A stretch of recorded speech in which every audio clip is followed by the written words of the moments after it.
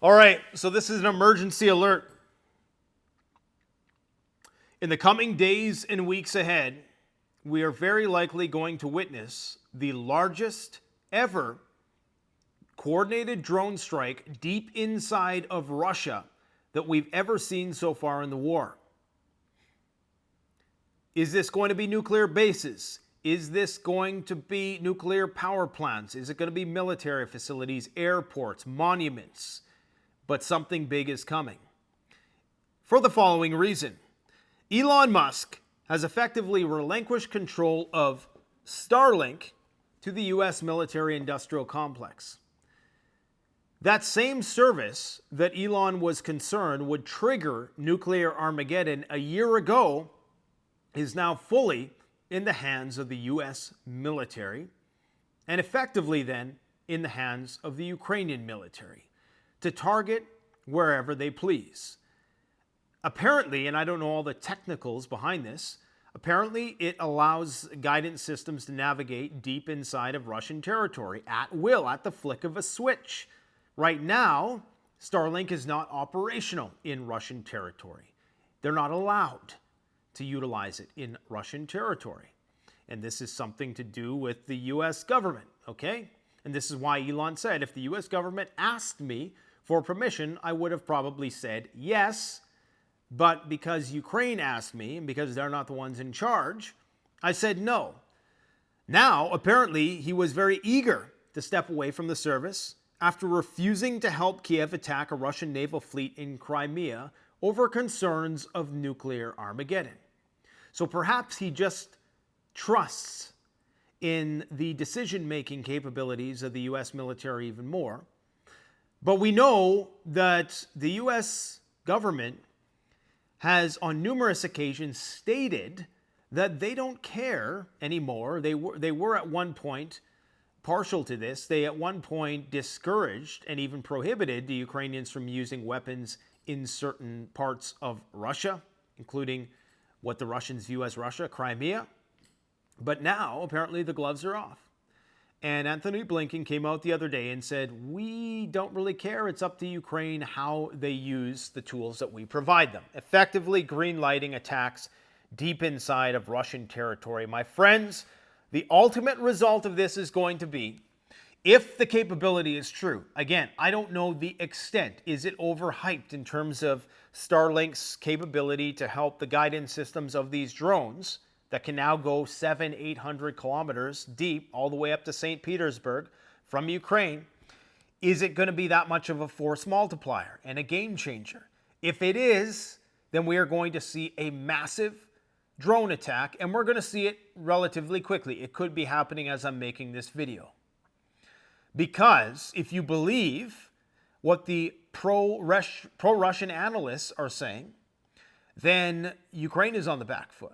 Now, again, if you believe what the Ukrainians are saying, then you believe Russia's on the back foot. But if Ukraine is on the back foot, they have no choice but to do some sort of provocation like this, something to save face, some Pyrrhic victory to take attention away from the failed counteroffensive going into fall. And it's going to be a long, cold winter in Ukraine. I'm concerned that the Russians are going to have no choice but to respond to this attack that will likely utilize Starlink, that will be turned on intermittently over Russia as Ukraine deems fit to coordinate their attacks. They're going to start trying to shut down Starlink. The problem is there are thousands of these low Earth orbit satellites. And I'm presuming that right now the Russians don't have a cost-effective, emphasis on cost-effective way on shooting these satellites down. Each Starlink satellite, I'm not sure how much it's worth, but it can't be that much. And it's probably worth, a lot, but in terms of how much satellites typically are worth, because there are tens of thousands of them, as far as I know, or at least that's the goal. Is Russia going to have a way of dealing with these things kinetically? Are they going to deal with it in cyberspace? Are they going to deal with it by hacking them, cyber attack? Are they going to use some kind of electronic warfare? Are they going to use laser weapons? And that's, it's possible. They'd have to probably do it from a plane or something like that, because the laser, the energy required, you can't probably do it from the ground, at least as far as we know anyways. So they're going to have to respond. And how they respond will dictate how this thing escalates. But if I was a betting man, which I am to some extent, which is why I'm a prepper, but you don't even have to. It's not a gamble right now that shit hits going to hit the fan. I mean, the odds are on shit hits the fan. And if people aren't placing their bets appropriately, then that's on you at this point. If I'm a betting man, I think that they're going to have no choice but to start neutralizing these things. Now that Starlink and that capability has been absorbed by the U.S. military, so to speak, how is that going to be adjudicated in an international court of law, if there is one, is anybody's best guess. I mean, is it going to be an act of war? I don't know. Maybe somebody who knows stuff about that can let us know in the comment section below what the course of events would be if Russia shot down satellite, because I think we're getting close to that point. I mean, Elon tries to be buddy-buddy with the Russians on Twitter by allowing Medvedev to voice his opinions on there, but eventually the Russians are going to start getting very cautious of that as well. And I think they're going to start to wash their hands of anything that Elon is currently involved with, possibly even the Chinese and Tesla's operations there. Because understand that if Elon relinquished control of Starlink, Elon, I ask you, and I suspect that maybe, just maybe, Elon has come across one of my videos. I mean, we got what, like 300 million views or something like that? Maybe one of those views one day he came across. Maybe by a stroke of luck he'll be watching this one. What's going to happen, Elon, when they say, we want control of Twitter because it's a national security threat? What's going to happen, Elon, when they say, we want control of Tesla because that AI autonomous vision system that you're creating with your dojo and all that, yeah, we want to integrate that into our military vehicles. And you're going to comply. You know, they bring them in the back room with the shadowy figures, and probably wouldn't take too long for that canary to sing. What's going to happen when SpaceX wants full military integration? The Boring Company.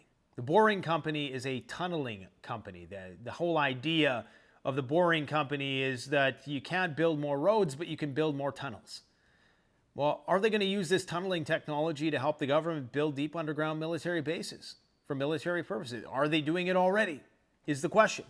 I'll say this, and I've said it before and I'll say it again. Elon Musk is the world's biggest prepper.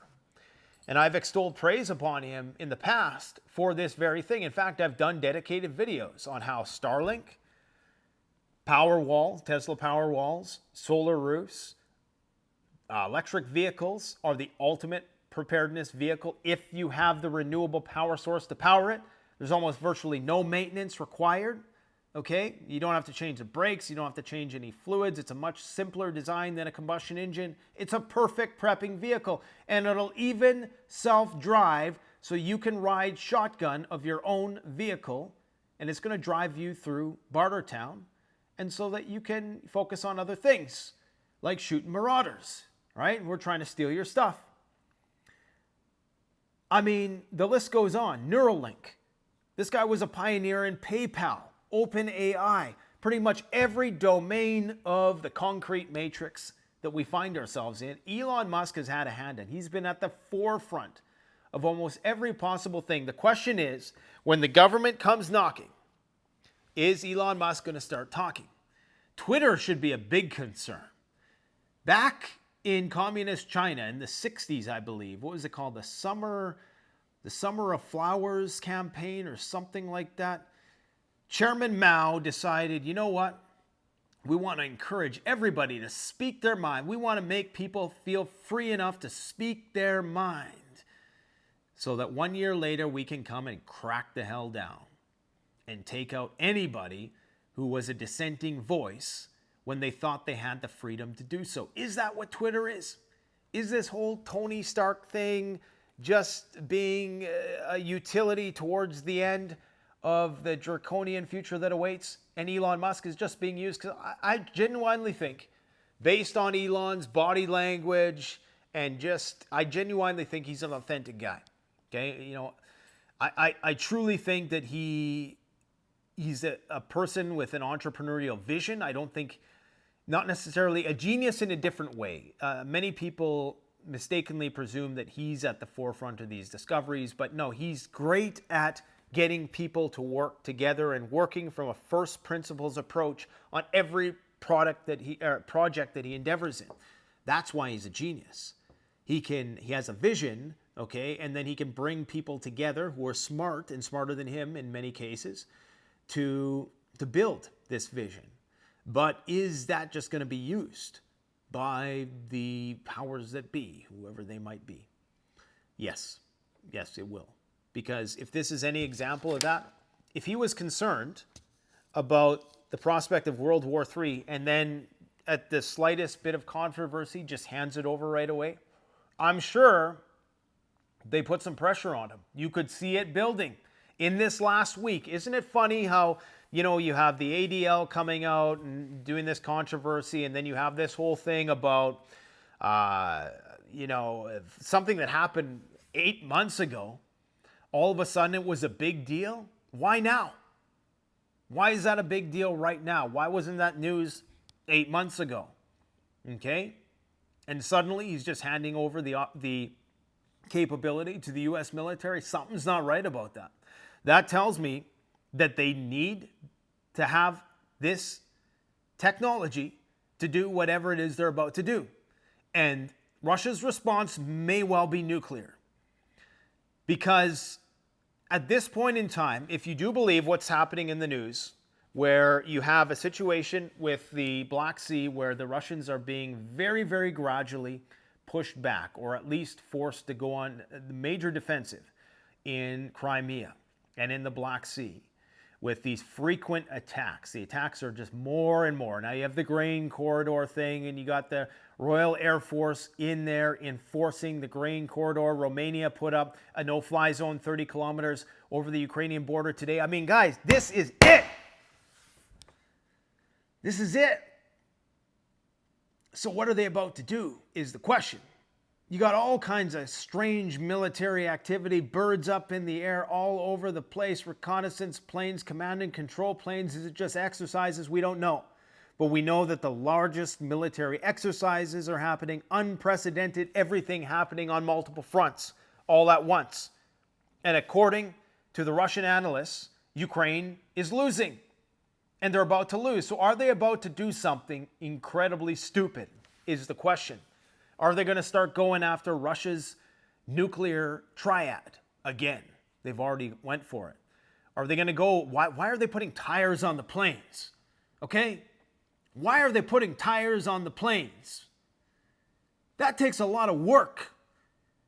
They know that the shit's about to hit the fan in Russia. Patriarch Kirill basically gave the country the blessing to go into full, total war mobilization mode.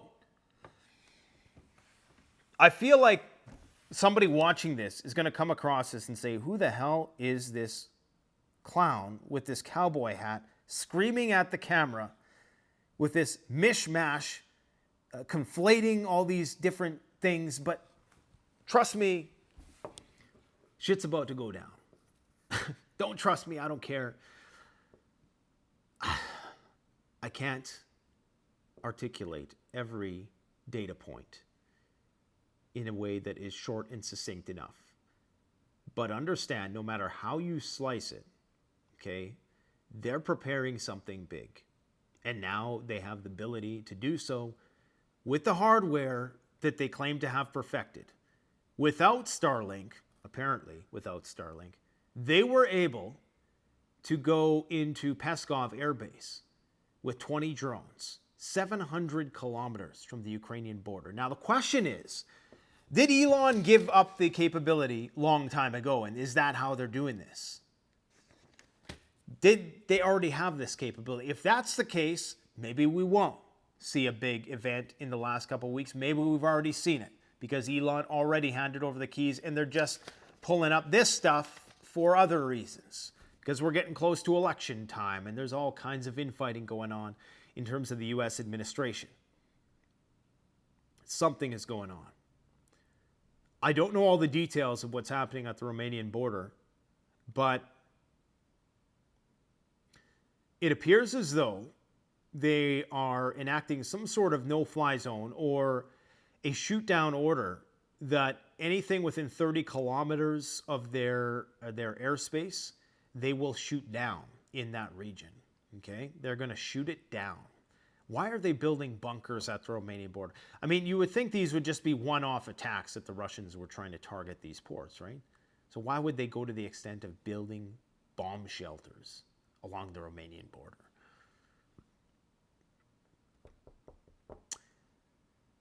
All this stuff you see behind me, I hope I never have to use it in the way that we typically talk about things on this channel. It's all great stuff to have. It's all stuff I've used before, believe it or not. As clean as it might look. That bug out roll back there, that's a great thing to have in the wilderness. You just hang it on a tree and you got all your stuff in visual range. It is built for the elements. We make them here in Saskatoon, Saskatchewan. Survival shovel. I may have to use it someday. That Umarex airbow. The Wetterhall axe. Oh, this is my favorite axe, man. And Starlink. Now I have my reservations about Starlink. Because Elon just basically said, here, government, you can do whatever you want with Starlink. Think about that. Communications. Commerce with PayPal, who Peter Thiel and whoever else runs that operation. It's already in the CIA bag. SpaceX. Neuralink, brains in your head. OpenAI. The Boring Company. Tesla. They're going to be putting that vision technology that's being developed in the cars. You see, it's not just what people don't understand. Tesla is a brain. Like every car is like a neuron in the brain, and it's all out there collecting data. Okay, and it's an amazing I mean, it's freaking amazing. It's absolutely mind blowing. But mark my words, that tech is going to be integrated into the military equipment as soon as it's ready to go. And not only that, the visual system, the visual identification system that they're building will be in a robot. That's the whole point with their silly little Tesla bot thing. No, never mind that. They're just going to take that software, they're going to put those eyes and ears on the robots, and it's game over. And then you put AI on top of that. You find new alternate energy sources on top of that are more dense in their power generation. It's game over. It's game over for us. So that's why we got one foot in the door of each world. You got to be up to date. You got to, as much as I fear the draconian future that awaits, you have to be up to date. You don't want to be the old person that doesn't know how to use a remote controller. Okay, you got to keep up to date. You got to watch the trending page. You got to understand the cultural trends to know what you're up against. All right? So try to play both sides of the fence. Be ready for Mad Max, but also be ready for Cyberpunk. Yeah, you get your little Bitcoin, you get your gold, and most of all, you get your gear. All right, my friends? Let me know what you guys think about this, man. I think they're going to do something very, very stupid. If it's true that this just happened recently, that Elon Musk just gave control of Starlink to Ukraine, effectively, via the U.S. military, all bets are off. All bets are off. And if they do something really stupid, the Russians are going to have two options. They can go after Starlink, or they can go nuclear. Are they going to use a tactical nuke on a place where there's a concentration of Ukraine forces? Do those places even exist? Ukraine has been very good at dispersing its forces, but a nuke has a pretty broad range. And consider this, there's going to be some people, they've already provided various rationale for why they should utilize a nuclear weapon. One of those is to save lives, believe it or not. Because many people would have said, you know what, we can win in Bakhmut, you nuke it. That's how you win in Bakhmut. You do an air burst, you nuke it, the radiation will dissipate in a few weeks, and you can go in there and take it over.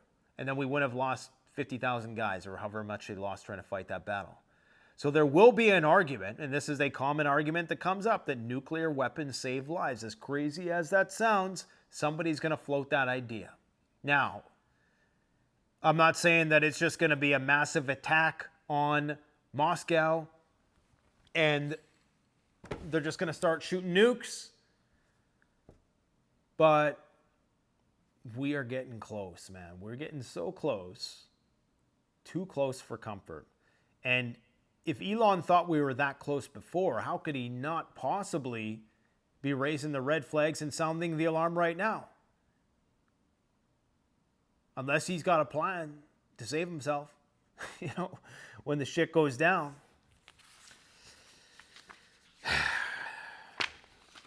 I think that's about all I want to talk about today. There's a lot of other news, but I think I've given you guys enough to think about. Let me know in the comment section below what you think about this, folks. Take care and just keep on prepping. Thanks for watching Canadian Prepper Out. Oh, for those of you stuck around, you're probably wondering, why am I wearing this cowboy hat? Well, I'm learning how to ride a horse because when this whole thing breaks down, I want the best bug-out vehicle that a gold coin can buy, and that's going to be a horse. So I'm learning how to ride horses, believe it or not. So you got to look the part. More on that very soon. Take care, my friends.